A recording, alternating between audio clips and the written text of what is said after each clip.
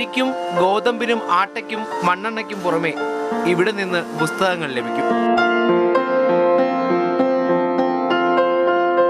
Panmana Vettamukku 49 number ration കടയ്ക്ക് സമീപമാണ് പുസ്തകക്കൂട് ഒരുക്കിയിരിക്കുന്നത്.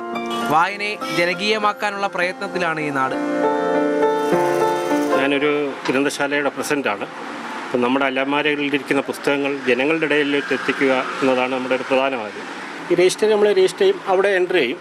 എന്നിട്ട് അടുത്ത മാസം റേഷൻ വാങ്ങാൻ നേരത്തെ പറ്റി തിരിച്ച് ഈ പുസ്തകങ്ങൾ തിരിച്ചു കൊണ്ടുതരും. പുസ്തകങ്ങൾ ഒരു പൊതു ഇടമാണ്. അവിടെ പല ചിന്തകളും പല ആവിഷ്കാരങ്ങളും ഉണ്ടാവണം. എന്നാൽ മാത്രമേ നാടിൻ്റെ ഒരു മാറ്റം ഉണ്ടാവാൻ പറ്റത്തുള്ളൂ. കാത്തിരിപ്പുകൾ പോലും ഇവിടെ വായനയുടെ സമയമാണ്.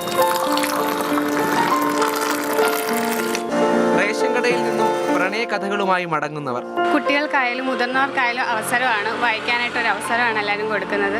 വ്യത്യസ്ത തരത്തിലുള്ള പുസ്തകങ്ങളാണ് ഇവിടെ ഉള്ളത്. എല്ലാവരും മാസത്തിൽ ഒരു തവണ വരാറുണ്ടല്ലോ, അപ്പോൾ ഒരു പുസ്തകവും കൂടെ എടുക്കാനൊരു അവസരമാണ്. 2021 മുതൽ പുസ്തകക്കൂട് ഇവിടെയുണ്ട്. കാർഡുടമകളും നാട്ടുകാരും ഇന്ന് അക്ഷരങ്ങൾ തേടിയെത്തുകയാണ്.